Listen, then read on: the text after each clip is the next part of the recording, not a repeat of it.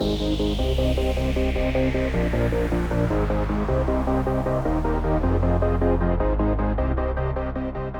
bring Matt up on stage. All right.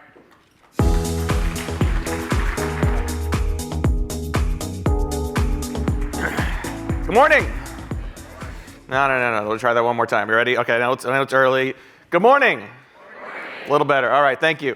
It's very excited to be here. I want to walk through, as they mentioned, some research that we did recently on content effectiveness and what's working in content today. And I think, so before we get through this, a couple things. Everything I'm presenting here today is a summary of some deeper research we did around how content marketers are thinking about the effectiveness of their content, how they're mapping their content to revenue results in the organization.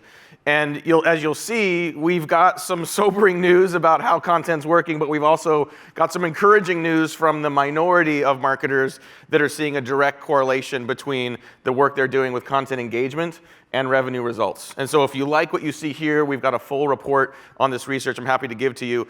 If there's something in here that looks like a spreadsheet, probably is a spreadsheet. There are a handful of templates that we've put together related to sort of this content engagement framework idea that came from the best practices from those that we talked to. And the bacon recipe is still available. For anyone that has seen me speak in the last couple years, I usually offer sort of a free bacon recipe. Has anyone ever, just real quick, I know I don't have a lot of time, has anyone ever made bacon before at home? I don't mean like go to the grocery store and make bacon. I mean like start with a pork belly and make bacon. Like, okay, show of hands, who likes bacon?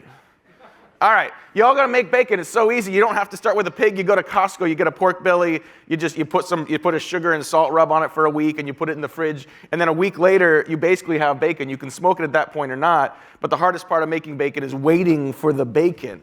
So if you would like the bacon recipe, let me know. I'll give you that as well. But I want to start with last slide first, because we're going to walk through some examples of what's going on with content marketing and content marketing effectiveness today. But unfortunately, the news is not positive to begin with. We're going to do bad news first, and eventually we're going to get to good news. We are getting worse at content, not better. Our understanding of whether our content is working or not is getting worse, not better. We are clearly at this point in some kind of a trough of disillusionment about the content that we're producing and whether it's actually having an impact on our business, whether it's actually mobilizing and engaging our customers, and whether we actually can discern from the work we're doing with content what content to produce next, what to do next with our content. And I think that there are some fundamental ways that marketers are starting to manage the way that they do marketing today, including growth hacking, including agile marketing and other systems that are actually precipitating some of this challenge. So I'll talk a little bit about that. But the good news is that there are people that are successful. Even though we found that the majority of marketers were not happy with the effectiveness of their content, we found that many of them were. We found that many people were not just happy with the effectiveness of their content, but we're seeing direct revenue results from their content as well. They were seeing the impact, and they were seeing causality from their content into sales, revenue, customer lifetime value. So I'm going to share a little bit about what we learned from them that I think can give you some tactical, practical advice on what to do moving forward. So the headline in a nutshell is not good. Some quick summaries of what we saw. Less than 10% of respondents in our study said their content marketing strategy was effective. Less than 10%. It's a small number. 20% said they were extremely or very confident that they're creating relevant content for their target audiences. And we asked the follow-up questions, what do you mean by target audience? And so we'll get into that as well. We found that most people really aren't thinking about content for targets. People are creating content for their company as opposed to their customers. That's part of why it's not as effective. Less than 15% said they were extremely confident that their content was actually delivering measurable results. 13% reported being extremely confident that their content was driving desired results, and less than 20% said that they had an integrated content strategy. So an awful lot of companies, especially the bigger companies, that are creating content in silos.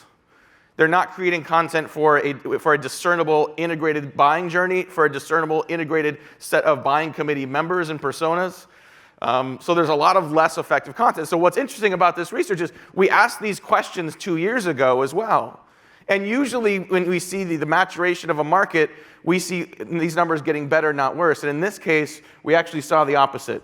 If you look at this, if you look at the question of content marketing strategy effectiveness, 2 years ago, we saw 30% of people saying extremely or very effective. Now we're less than 10.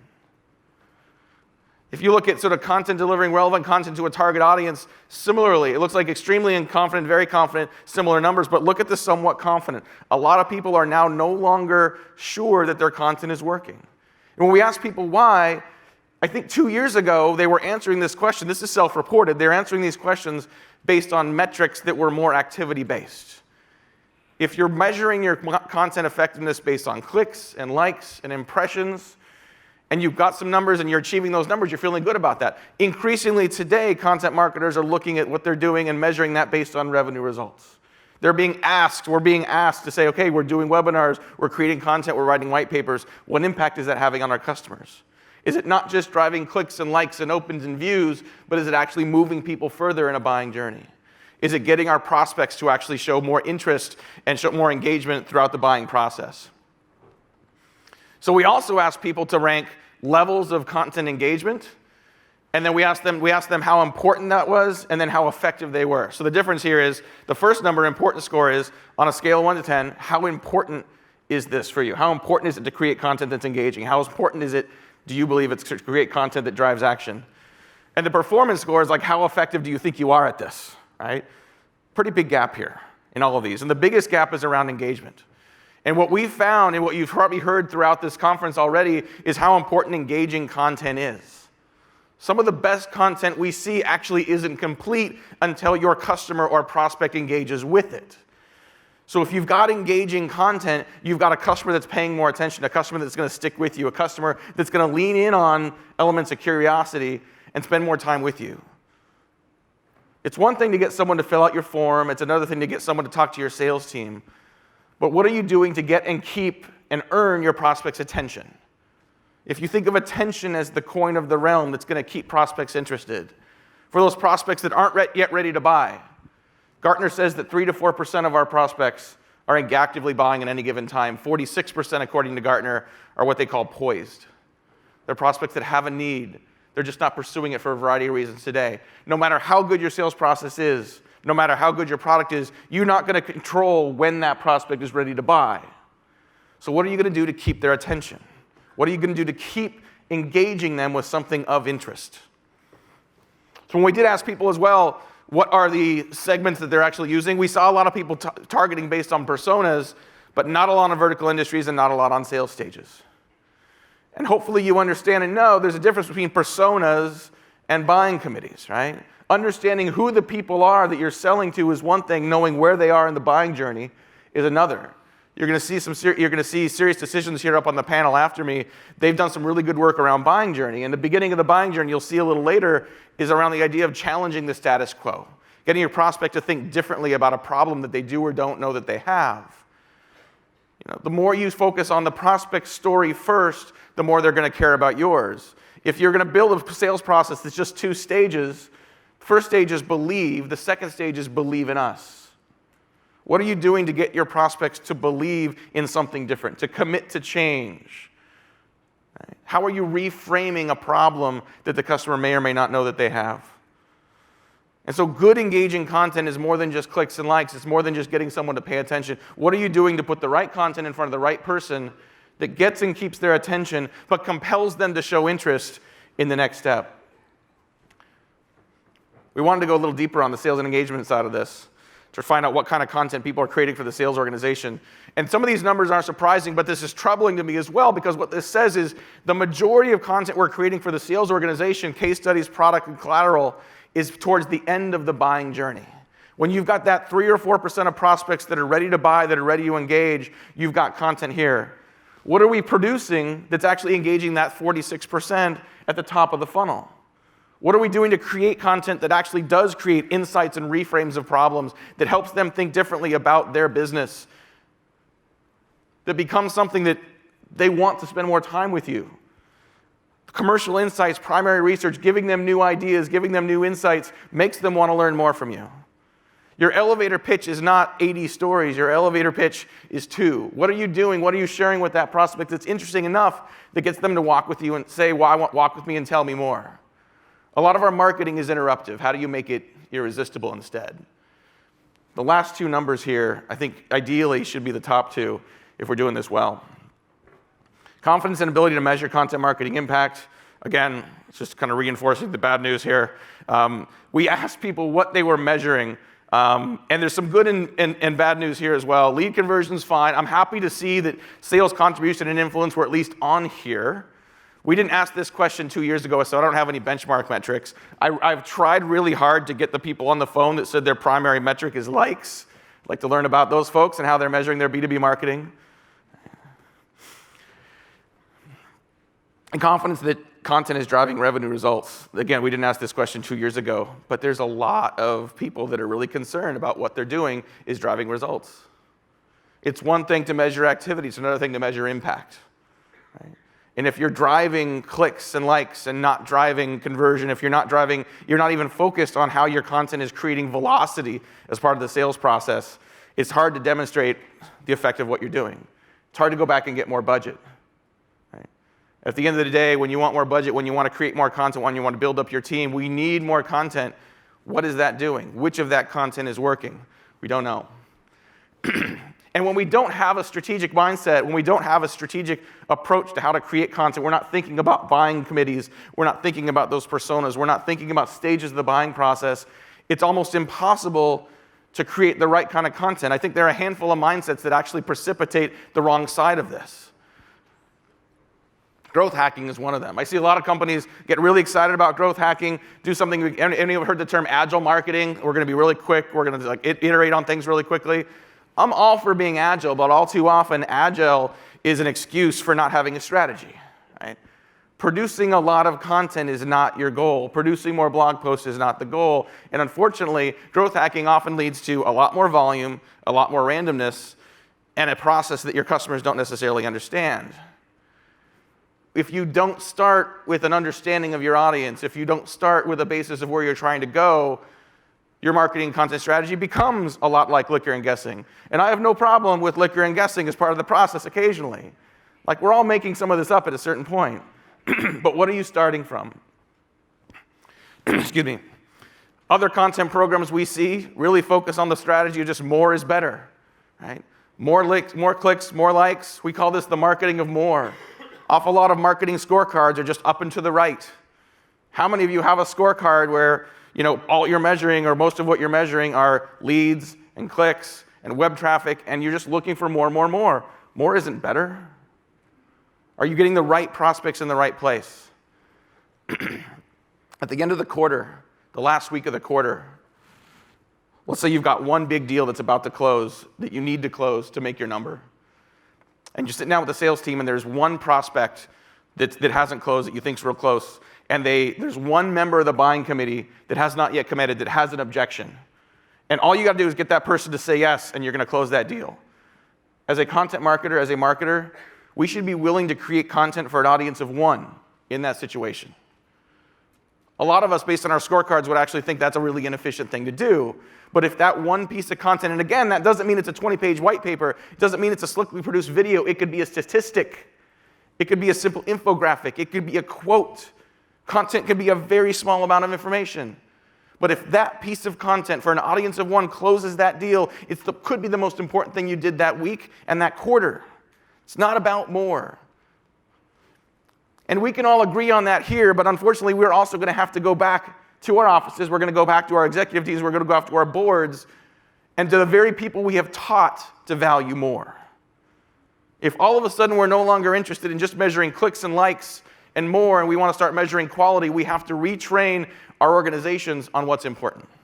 But I guarantee you, you go back to your company and you stop talking just about the marketing and more, you start using language that the organization already understands, you start using metrics that the CFO already understands, you will start building credibility very quickly and be able to start building a culture of doing the right things to focus on in the content world. A lot of great companies doing good marketing, but follow the leader doesn't necessarily work as well. Just because someone else is doing something doesn't mean they're doing it right. There's an awful lot of awards, and I think in the content marketing world and other situations where I think people are getting rewarded for spending the most money for producing the slickest content. Again, this isn't about having the most or having the best or having the most professionally produced content. Sometimes being effective is about just knowing your audience and knowing how to engage with them. We were talking backstage about different webinar formats. Like, you think about webinar as a tactic. Webinar is not a tactic. You can use it in a really good or a really bad way. We did a preview of some of this research as a webinar a couple weeks ago, and we did it as a webinar, and we had some slides, but we also had everyone on video. And so by having people engaging on video, we were making fun of each other for having like bad big headphones on. It was a far more engaging discussion. The very next day, I did another webinar for a company. I'm not going to name the company. It starts with M and ends with Soft. They're up in Seattle. And literally what we did is I had to show up an hour early for makeup. I kid you not. It was not a pretty thing. And then we sat in the studio, and I literally had to read a script on a teleprompter on the camera. There was no rapport. There was no authentic just making stuff up as you go and just commenting authentically on things. So if you follow what other people are doing, if you get excited about Microsoft, they got a great studio, it's all slick, Matt's got makeup on his forehead, like it's not that interesting. You're not going to watch that for very long. All right, so let's talk about what is working. Fortunately, even though we saw that our numbers are getting worse, even though we saw that the industry is less confident in their ability to deliver results from content, there were a handful of people that were confident. There were a handful of people in our study that did indicate they were happy with their results. They were happy with the revenue results they were generating. So we went and talked to them. We said, look, show us what you're doing. Show us what your content looks like. Show us your strategy. Show us your personas so we can identify the components of those programs that they have in common that are leading to better revenue results. And we tried to focus on organizations that weren't just happy with their content, but also had a clear, better partnership with sales. And we'll talk about using sales as a distributor of content here in a second. So there were some specific and very stark similarities in those high-performing content programs. And here's some of the things that they did. First of all, they prioritized engagement. They made it so that most of their content was, in fact, interactive. They made it so that content was never a dead end. There was always something next to do. One of the things we don't track very well in our marketing today, like if for those of you have lead scoring, we track activities, we don't track time. We don't track active engagement as well as we should. If you have a prospect that is actively engaged in your content on a more regular basis, that is a far better indicator that they're interested. Now, if you think about the kind of content that requires input from your prospects, that requires their participation to be complete, right? That their participation makes it better, that's the kind of content we tend to see prioritized. The best content programs also obsess about personalization. And personalization doesn't always mean one-to-one. It at least means trying to find cohorts of your organization that matter. It's not always tied specifically to that individual. It might be tied to something that they're doing. Instead of sending 10,000 direct mail pieces out, send 10 this week, 12 next week, 14 the week after, based on something that happened to that prospect yesterday. So personalization isn't just, hey, I know who you are and you have chickens in your backyard and you talk too much about bacon on stage, but just what's happening in your business, what's happening in your life, what are you doing to customize that experience? And even create a piece of content you can use over and over again, but is delivered to those prospects at the right time that makes it matter to them in that moment. The best programs tell the prospect story as opposed to their own. A lot of content programs that aren't effective, if you look at the content, it's really about the company and not the customer. Look at your own content today. Look at your email templates from your sales organization. Look at the marketing emails you send out. How often do the sentences in those emails start with I and we? Then go watch Apple videos. Go watch Steve Jobs and Tim Cook and count how many times they say you. Count how often they tell their story in prospect stories. The longer it takes for you to talk about your story in a prospect conversation, the better off you are. The more you talk about the prospect story, the more you talk about their problems, the less you talk about your product, the more engaged people are, the more they will stick with you, the more they will keep listening to you, the more they will want to hear from you again. If you pitch your product too quickly, too often, you may get a percent of that 3 or 4% that are actively buying, but the rest will tune you out. And finally, and this is maybe the most important piece, is that the best programs align and integrate their channels.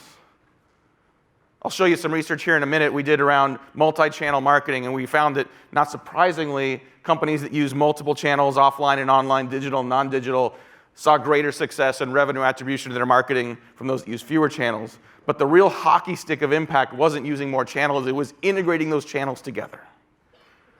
And this is hard for many of us to do because our organizations are set up where there's a direct mail team, and there's an email team, and there's a social team, and we're doing those things separately. If you can figure out how to integrate those together, you've got a cohesive story your customer's hearing from you. Right? There's plenty of psychology, there's plenty of research that shows that when we see information, the same information in multiple contexts, right? We see something in email, a similar message in a blog post, a similar message in a video. We pay attention to that. It penetrates a little more quickly. It penetrates a little more deeply. And you have to treat sales as part of that channel as well.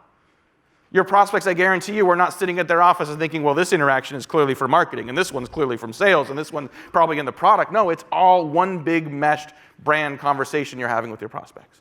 The better you can integrate that, the better off you're going to be. Some ways people are driving that engagement I talked about. We're going to go deeper on a couple of these pieces. We talked a little about personalization already. We talked a little bit about interaction. What are you doing to build curiosity with your prospects? What are you doing to get them to want to hear more? What are you getting them to learn more about their business, to learn something about themselves? Buildings don't write checks, people do. And sometimes our ability to sort of get people's attention and engage with people is about who they are. There's a reason why people come up on stage at conferences like this and joke about last night's party. There's a reason why webinars work better when you've got people on video that can make fun of each other for having big headphones on, right? This is who we are.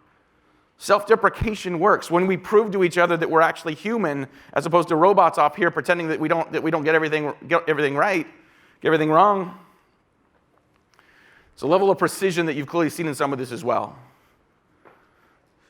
I've seen stats that say up to 90% of content created for sales doesn't get used. And unfortunately, most organizations, when they see that stat, say, well, I guess we should create less content. Let's deliver less content to sales.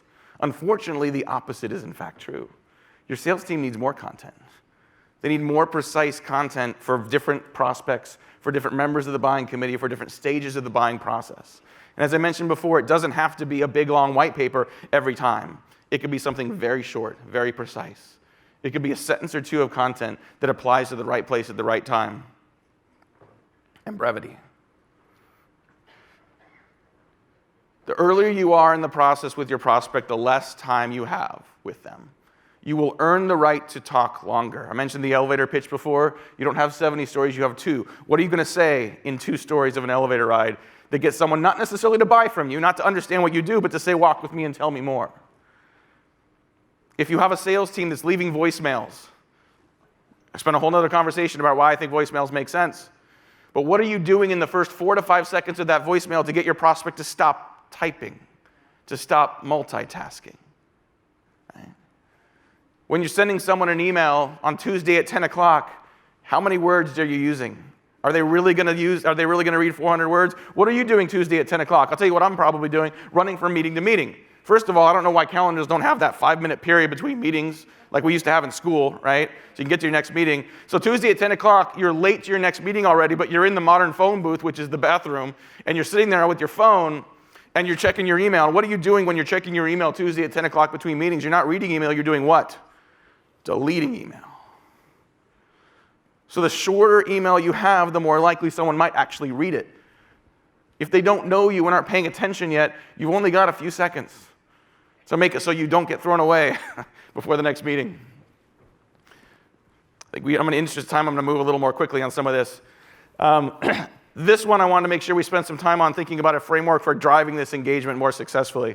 And when we dove a little deeper into those programs that worked particularly well, here were some of the things that really stood out to us. First is the difference between strategic planning and operational planning. We see a lot of companies that say that tell us they have a content plan, and what they show us is an editorial calendar. An editorial calendar is useful. That is an operational plan. That's telling you what I'm going to write, what I'm going to produce, and when I'm going to produce it. But a strategic plan starts with who you're trying to attract in the first place. What's the actual outcome you're working towards? Right? How is this going to integrate with the rest of the organization? So separate your strategic and your operational planning. Budgeting is an important part of this as well. Who's going to write this stuff? Who's going to create this content? Do we need to plan for budget to actually amplify it, to actually get it distributed, to seed it in our marketplace? Think about format. Not every piece of content is ideal for every format. If you're creating something for a C-level target, a 20-page white paper probably isn't going to cut it. But if you've got content that you think a C-level target would actually be interested in, take that white paper, get rid of all the copy, keep the charts, keep the graphs, keep the captions. You might have something they'll flip through. Channel integration we talked a little bit about already. Understanding what metrics you're going to track to actually get engagement from that prospect. Thinking about that in terms of a sequence. If you've got multiple stages of content, how do you make sure that someone's going to see that first piece of content? And how do you start to put the next piece of content and the next piece of the story in front of them on a regular basis? And be more precise on the measurement and reporting side. There's a difference between your operational scorecard and your executive scorecard. Right? The metrics you report back up to your CFO, the metrics that you give to your leadership team should be about the impact of your marketing. It doesn't mean you're not going to track likes and clicks. Those metrics still matter. I still want more clicks. I still want my marketing to have a bigger impact, but that impact is not about the activity. Talk a little bit about personalization again. Perfect is the enemy of good. I see a lot of companies worry about having the exact right message for every prospect. There's one to many, there's one to one, there's one to few. Think about personalization in that one to few category.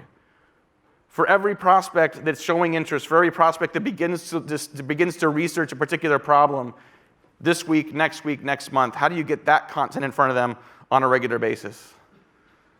If you let your prospect be part of the story, if you let them be part of completing that content, a little goes a long way. You don't have to complete the content, you don't have to complete the story, but let them be part of it. Give them a start.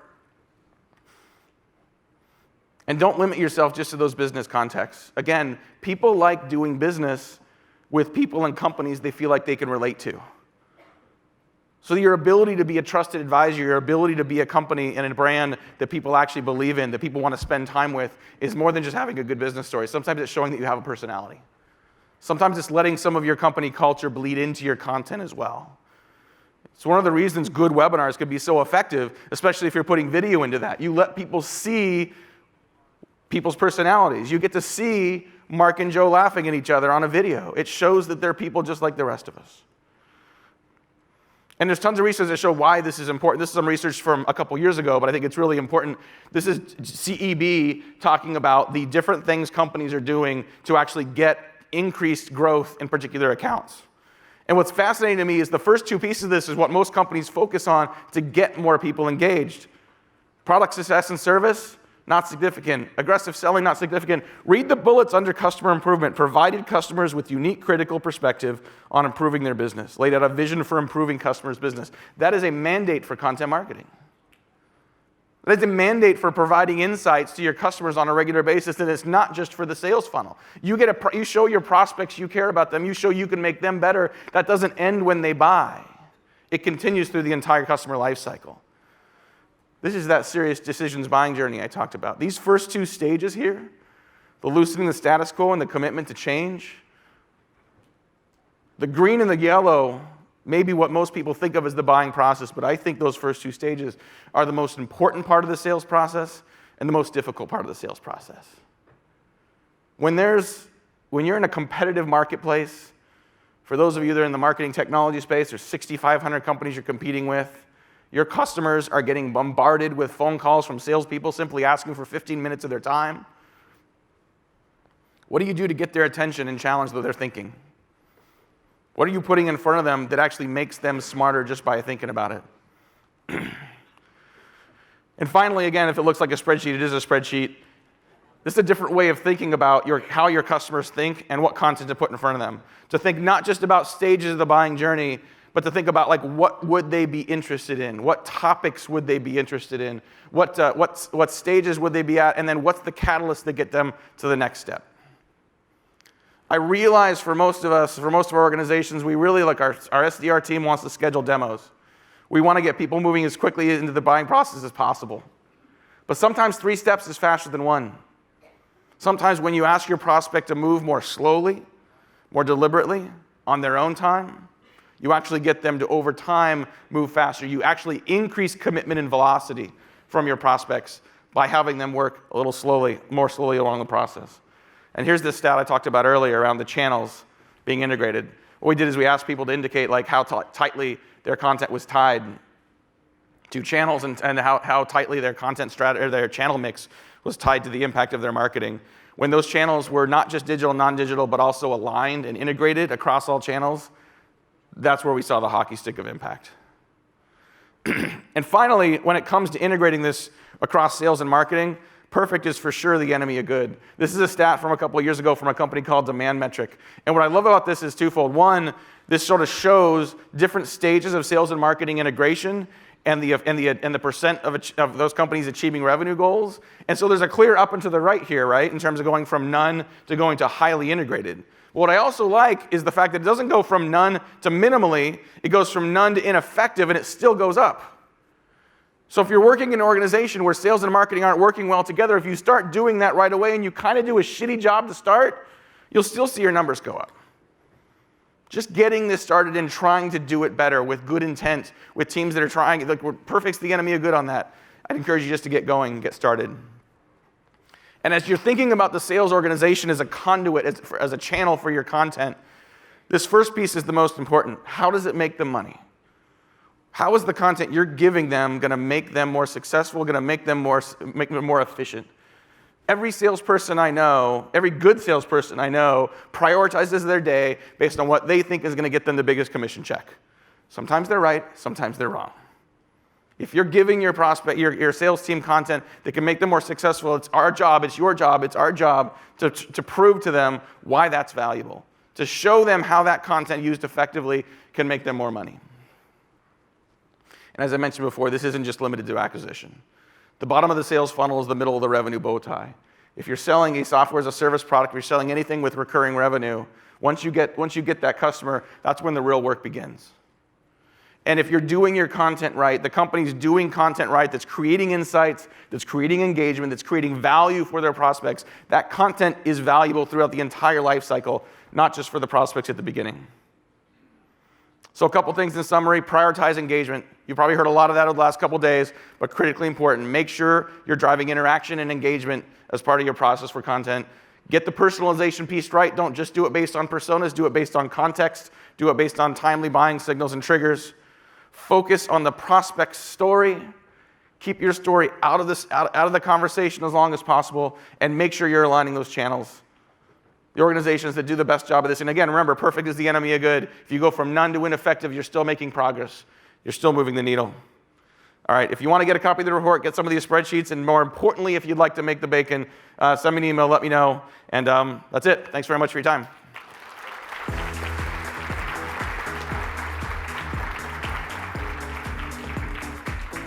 There it is. What's that? You do not want to contact Matt. That's fine. No. You need the bacon, man. You need the bacon. It's really good. It's very simple. Have you ever made bacon? Yes. Like actual, like not like go to Safeway and buy bacon, but like make bacon? No. Okay. Yeah. But you like bacon. I like bacon. See, I told you I talk a lot about bacon on stage. Yeah, I'm one of those carnivores who likes eating it, but I don't actually. Supply and demand. Someone's got to do it. Correct. That's all right. I'm fine being on the other side of that. Good. Okay. So that was phenomenal. I, of course, knew the results of this research, but it's really cool research. By the way, we have it up right now, so you all will get a copy of this. For the webinars. Yes. So you talked about this challenge, shall we say, that content marketers have. Yep. What's your one piece of advice for everyone in the audience for how they overcome this? And you talked about this a little bit in the talk, of course, but how do you make sure that your content actually is impactful? And 6 months from now, everyone's saying, yeah, we feel like we're getting a lot out of our content. I mean, I touched on it a couple times, but I think if you do nothing else out of this, just really deeply understand your customer. Yeah. Right? And don't just write personas, but understand like buying committees. Understand who is involved in making purchase decisions, who is making those decisions, who's influencing those decisions, positive and negative, and think about the stages of the buying process. Like, get a copy of that buying journey, from Serious Decisions. And if nothing else, just focus on the right persona, the right buying committee members, and what are you doing to challenge their status quo? What are you doing to get their engagement? What are you doing to keep and drive curiosity and engagement with that prospect? I think the better you understand our customers, the better you're going to have just good insights and good instincts around what to create. Yeah, So one, I love that. It relates to something Mark and I talked about yesterday, which is great marketing is always about them. It's never about you, Yeah. which is really what you just said. And Mark and I, as we were preparing for the conference, he said, isn't that obvious? Like, why should we put up know your customer or make sure your marketing is always about them? And I said, because very few people get it right. Like, it's such an easy slope to slip on.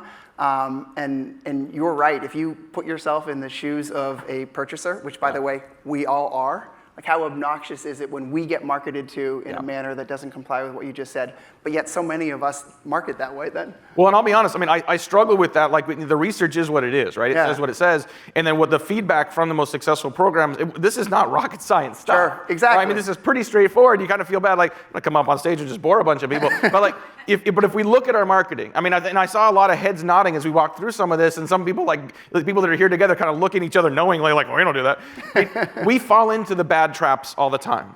Like, we're not trying to be self-centered in our content, but it wasn't that long ago that we were living in caves trying not to get eaten by bears, right? And so we tend to still think selfishly. There's a reason why we write with I and we at the beginning of sentences. Yes, it's true. You know? Yeah. And so, but your prospects are thinking that way too. Yeah. So if they see something that is not about them, they're less likely to engage with it. So good best practices, but we violate these simple rules all the time. Yeah. Good to keep in mind. Yeah, I had one of my earlier bosses who taught me so many things. This is in product marketing. I would write something that was beautiful. It was so eloquent. It was perfect. And he would read it and he would say, "Why?" And I go, "What do you mean why?" He goes, "Why? I don't know. Like, why does this matter?" And I said, "Oh, we're optimizing this." And he was like, "No, Joe, you've missed it." So like, that is great for us. The audience, actually, I don't see a lot of benefits. So it's actually a really good exercise. Like, if you create a message that you think is interesting, like, ask why at least 2 or 3 times. Why is this important? Answer that question. Well, why is that important? And you got to be careful you don't get all the way to like motherhood and apple pie, where we can all just say, well, it's all because we just want to be good people. But like, there's usually a more fundamental underlying reason why that matters beyond what you have started with. So it's worth thinking through. Love it. Cool. All right, Matt Hines, thank you so much. Thanks, guys.